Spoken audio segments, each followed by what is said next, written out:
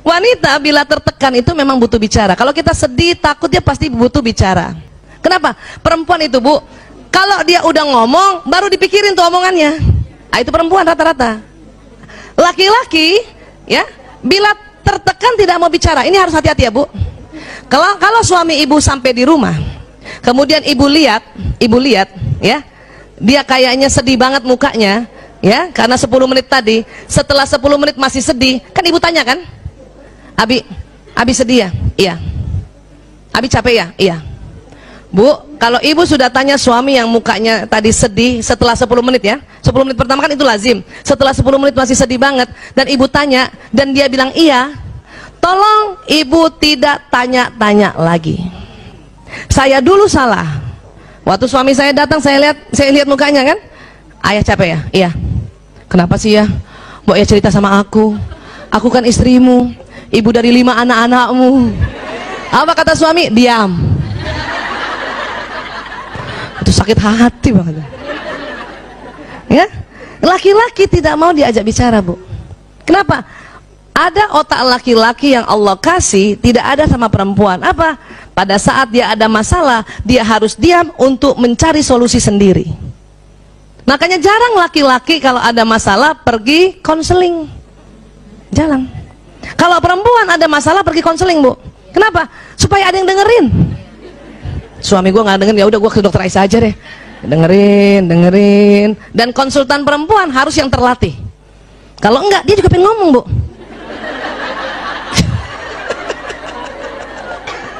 Pasiennya perempuan, udah cerita, dia juga pengen cerita. Makanya konsultan perempuan itu, psikolog perempuan atau dokter konselor perempuan ya, itu harus terlatih untuk dengar. Sudah selesai semua, tinggal memetakan. Ya, laki-laki enggak.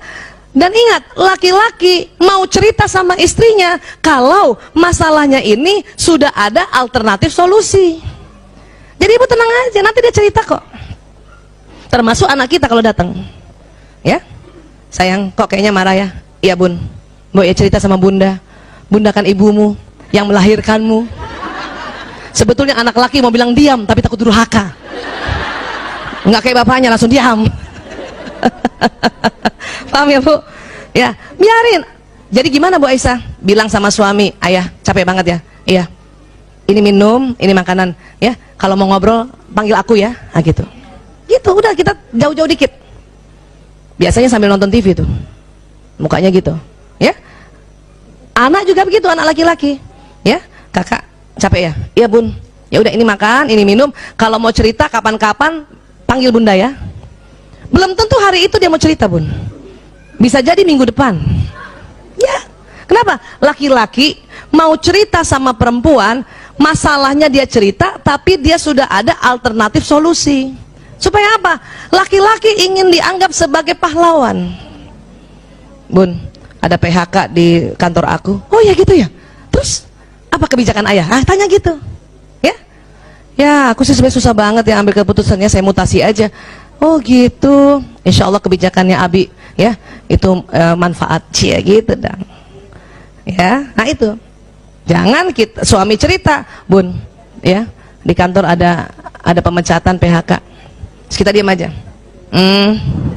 Oh, itu nggak suka laki-laki. Walaupun kalau kita ngomong dia begitu. Tapi kalau dia yang lagi cerita, kita harus tanggapi dengan berapi-api dan lihatlah dia sebagai seorang pahlawan. Bisa Bu? Coba latihan di kacanya berbinar-binar ya. Oh, terus gimana Abi?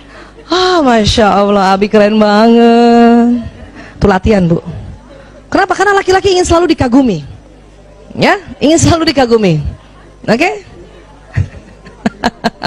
Nih tadi saya bilang kan, perempuan kalau curhat hanya ingin disimak. Ingat, laki-laki ya kalau mendengar curhat selalu menawarkan solusi. Ibu, pada saat ibu curhat dan suami ngasih solusi, karena ibu yang sudah belajar duluan, langsung bilang, ya Allah, dia mencintaiku sehingga curhatku dia kasih solusi. Walaupun ibu gemes banget kan, bukan mau solusi, ibu cuma mau kamu denger aja gitu. Ayah, aku capek banget setiap hari nganter anak-anak sekolah naik motor. Kata suami apa biasanya? Ya udah naik ojek aja kan gitu kan? Itu solusi bukan? Tapi karena istri bukan mau solusi, waktu disuruh kasih solusi ojek marah. ojek sekarang nggak bisa dipercaya, Abi. Ya udah kalau gitu panggil supir, apalagi supir. Wah. Terus kata suami apa? Lo katanya capek. Ya. Sebetulnya perempuan hanya ingin didengar, dan kalimat yang paling senangi perempuan apa? Umi kasihannya capek banget. Ciela, ya Allah. Bu, saat itu juga nggak jadi capek. Betul. Suami saya udah paham tuh. Kalau saya ngeluh apa-apa, kasihan kamu capek, istirahat aja. Ciela. Padahal maksud dia, udah diam nggak usah ngomong. Tapi kalimatnya sudah belajar dia. Kalau dulu astagfirullahaladzim, ngasih solusi berantem. Suatu ketika saya makan bakmi ayam sama suami, itu saya bilang, ya Allah kalau bakmi ayam gini kurang nendang ya. Dia kasih solusi, ya udah yuk kita makan nasi goreng lagi. Ya. Itu solusi. Paham? Dan suami saya juga sudah pintar sekarang, Masya Allah. Kalau saya curhat, setelah dia dengar curhat, apa dia bilang sama saya? Ibu, mau pakai solusi apa enggak? Itu kayak nanya mau pakai bawang goreng apa enggak. Kenapa? Kata suami saya, daripada gue berantem muter-muter debat kusir gara-gara ini. Paham ya? Nah itu tadi. Jadi gimana? Kalau gitu dari awal ibu bilang sama suami, Abi, ayah, ya, Mas, aku mau cerita aja ya. Oke, dia akan dengar. Kenapa? Karena laki-laki merasa kalau perempuan sedang ngobrol, dia harus carikan solusi. Itu dia capek juga, Bu. Tapi kalau dari awal kita bilang, dengar saja ya, aku cuma mau cerita, dia udah tenang. Oh, bukan solusi. Ya, dia selalu dengar, suami selalu ingin dianggap sebagai pahlawan. Itu harus diingat. Ya. Kenapa suami ingin dianggap pahlawan? Ini Bu, ini otak dibelah ya. Ada yang merah-merah ini. Coba pegang dulu dahinya Bu. Nah, di dalam situ Bu, ini kayak ibu pegang dahi itu yang ini nih, ini ya, depan sini ya. Nah. Agak ke dalamnya itu ada segitiga. Ini saya kasih warna merah, aslinya bukan warna merah ya. Namanya hipotalamus. Hipotalamus. Apa Bu? Hipotalamus. Ternyata Allah ciptakan hipotalamus laki-laki 2,5 kali lebih lebar dari perempuan. Ini. Ya. Jadi lebih besar siapa Bu? Laki-laki. Berapa besarnya Bu? 2,5 kali. Ini supaya kita hafal terus ya, diulang-ulang ya. Apa fungsi hipotalamus? Sebetulnya banyak ya, tetapi untuk laki-laki ya dan perempuan ini hipotalamus ini pertama pusat menjaga keamanan Bu. Berarti laki-laki lebih jago jaga keamanan bukan? Iya. Itu makanya dia juga selalu ingin dilihat sebagai pahlawan. Ini harus kita ciptakan Bu. Bu Aisyah, tapi kan kita pura-pura. Enggak pura-pura Bu. Kita harus create. Kita harus memang buat suasana seperti itu, bukan pura-pura. Itulah amal ibadah kita sebagai seorang istri. Ya, banyak suami-suami lagi ngobrol sama temennya cerita tentang kehebatannya, kita ngomong apa dalam hati? Bohong. Apalagi kalau temennya lihat kan, itu bahaya banget Bu. Ya, biarin. Kalau suami cerita, walaupun dia sesungguhnya, ya, dia bukan berbohong, dia sedang negosiasi. Ya, kalau ada temennya tanya, ya, kamu punya chat nggak? Punya, walaupun nggak punya tuh, itu negosiasi. Kita juga harusnya mendukung. Ya betul, insya Allah ada punya. Jangan. Oh.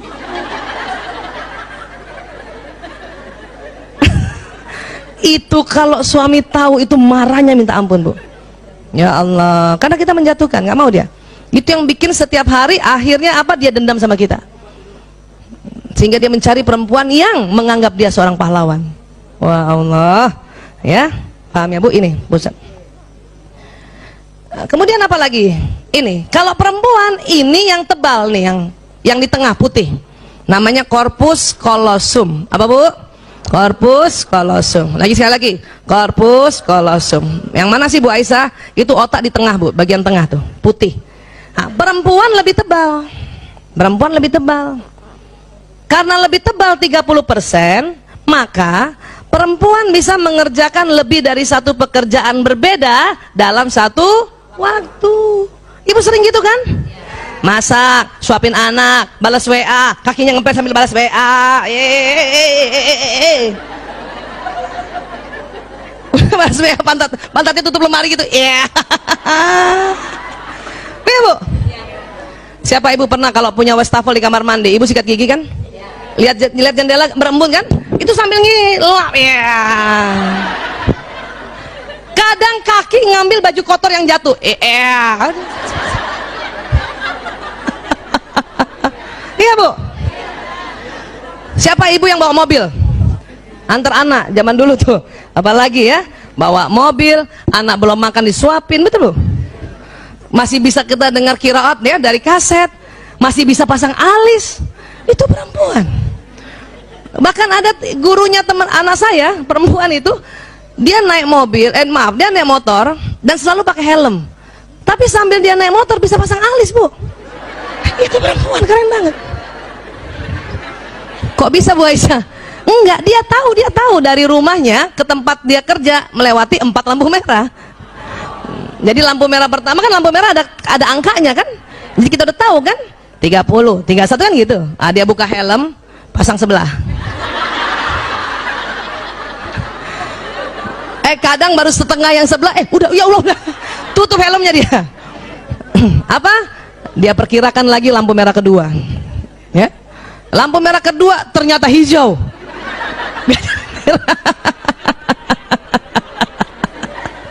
Lampu merah ketiga untung merah, dia buka betulin dikit, ya baru sebelah kan. Lampu merah keempat enggak merah, hijau. Makanya sampai pekarangan sekolah baru sebelah. Tapi itu nggak masalah, sebelum taruh helmnya di pekarangan sekolah bikin satu lagi. Luar biasa, itu karena otak kita yang korpus kolosumnya lebih